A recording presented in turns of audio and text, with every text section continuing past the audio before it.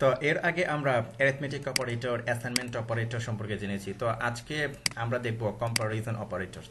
তো কম্পারিজন অপারেটরটা ব্যবহার করা হয় আপনার দুটো ভ্যালুকে কম্পেয়ার করার জন্য। তো এটা নাম্বার হতে পারে, আবার স্ট্রিংও হতে পারে। তো যেমন ধরুন আমি যদি উদাহরণ দিয়ে আমি আপনাদেরকে দেখাই, সাপোজ আমরা নিলাম এখানে এক্স, এক্স ইকুয়াল টু দিলাম কি 100 দিলাম, ওকে গেল। তারপর আবার একটা নিলাম কি আমরা ওয়াই, ওয়াই, তো ওয়াই ইকুয়াল টু দিলাম আমরা সাপোজ 100 দিলাম, ওকে। এখন এখানে দেখুন দুইটা কিন্তু ইন্টিজার, তো আমি দুটাতে কি ভ্যালু রেখেছি কি 100, দুটাতে 100 রেখেছি, কিন্তু ইন্টিজার রেখেছি। তো এখন যদি আমি লিখি যে সাপোজ আমি ভাড়াম করলাম, আমরা না সাপোজ আমরা এখানে লিখলাম যে এক্স, হ্যাঁ এক্স, তারপর ইকুয়াল ইকুয়াল, ইকুয়াল ইকুয়ালটা হলো অ্যাকচুয়ালি আপনার ইকুয়াল অপারেটর। তো আমরা কি লিখলাম, এক্স ইকুয়াল ইকুয়াল লিখলাম, ইকুয়াল ইকুয়াল লিখলাম কি ওয়াই, ওয়াই লিখলাম, ওকে। তো আমরা কি করব, এটাকে ভাড়াম করব। অ্যাকচুয়ালি আমরা যেভাবে লিখব ঠিক একটা ব্র্যাকেট দিয়ে নেব, আমরা ব্র্যাকেট দিলাম, তারপর ব্র্যাকেট ক্লোজ করে দিলাম, ওকে, কোলন দিলাম। তো এখানে আমরা ভাড়াম করে দেখব, ভাড়াম করে আমরা দেখব। তো ভাড়াম করে আমরা দেখব যে দুটা ভ্যালু ইকুয়াল কিনা, ওকে। তো সেভ দিলাম, তো সেভ দেওয়ার পর আমরা রিলোড দেব। তো ভাড়াম করলে এটা অ্যাকচুয়ালি বুলিয়ান রিটার্ন করবে। তো যদি এটা ট্রু হয়, অর্থাৎ যদি সত্য হয়, তাহলে এটা ট্রু দেবে, আর না হলে আপনার ফলস দেবে। তো রিটার্ন, আচ্ছা, সিনট্যাক্স এরর আনএক্সপেক্টেড, এই যে এখানে একটা ব্র্যাকেট দিয়ে নিতে হবে, ওকে ওকে ফাইন। তো সেভ দিলাম, সেভ দেওয়ার পর যখন রিলোড দেব তখন আমরা দেখব যে বুলিয়ান ট্রু, অর্থাৎ এই দুটার ভ্যালু সমান। এখন আমরা যখন ইকুয়াল ইকুয়াল ইউজ করব তখন জাস্ট এটা কি ভ্যালুটাকে চেক করবে, ওকে। তো ইকুয়াল কিনা দুটা ভ্যালু চেক করবে। তো এখন দেখুন এখানে আমি 100 রেখেছি কি, এখানে রেখেছি এটা হলো ইন্টিজার। তো আমি যদি একটা স্ট্রিং রাখি, এই যে আমি স্ট্রিং এর মধ্যে রাখলাম, এটা যদি স্ট্রিং রাখি, তো স্ট্রিং রাখলেও সেটা কিন্তু যদি ইকুয়াল ইকুয়াল ব্যবহার করি, সেটাও কিন্তু আপনার ট্রু দিবে, বুলিয়ান ট্রু দিবে।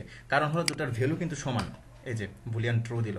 কিন্তু আবার যখন আমরা আরেকটা অপারেটর আছে, সেটা হলো আইডেন্টিক্যাল অপারেটর, যেটা আপনার ভ্যালুটাকে চেক করবে, আবার ডাটা টাইপটাকে চেক করবে। তো অর্থাৎ এখানে হলো ইন্টিজার, আর এখানে হলো কি, এখানে আমরা রাখলাম স্ট্রিং।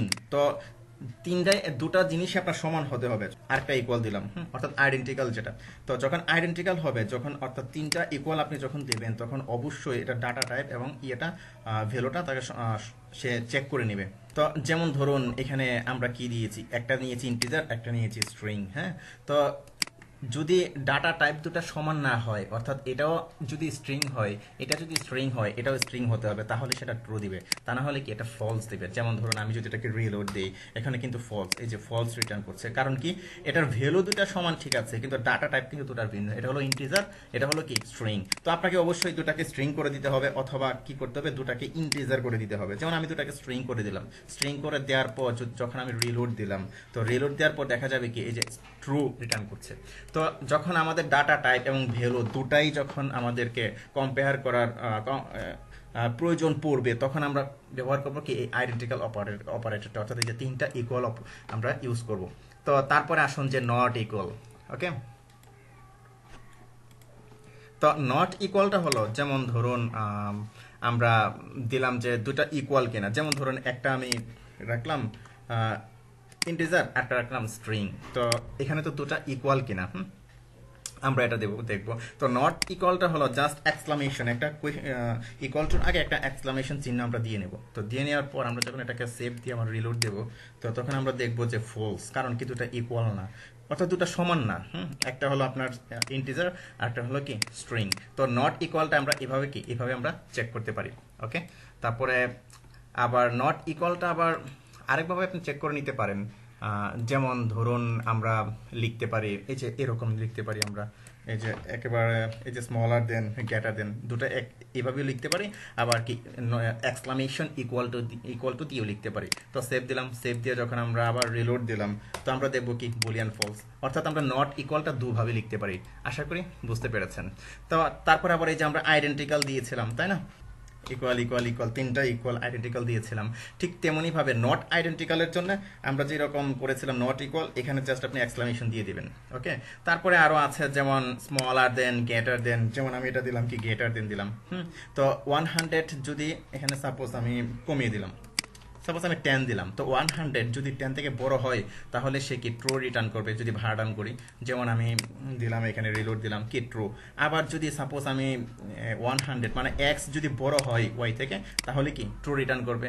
আর যদি ছোট হয়, সাপোজ আমি দিলাম এখানে আর 0 বাড়িয়ে দিলাম, তার মানে কি এটা বড়, এটা এটা এটা ছোট, এটা বড়, কিন্তু এখানে আমি দেখাচ্ছি কি এক্সটাকে বড় দেখাচ্ছি, তার মানে কি এটা ঠিক না, মানে এটা সঠিক না।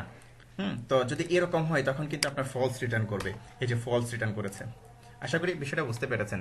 ঠিক তেমনই ভাবে আবার স্মলার দেন দিয়ে আপনার চেক করবেন, এই যে স্মলার দেন, তো এখন যেহেতু এক্সটা স্মলার দেন ওয়াই থেকে, সুতরাং সে ট্রু রিটার্ন করবে। তো আমি যদি এখন রিলোড দিই, এই যে দেখেন ট্রু।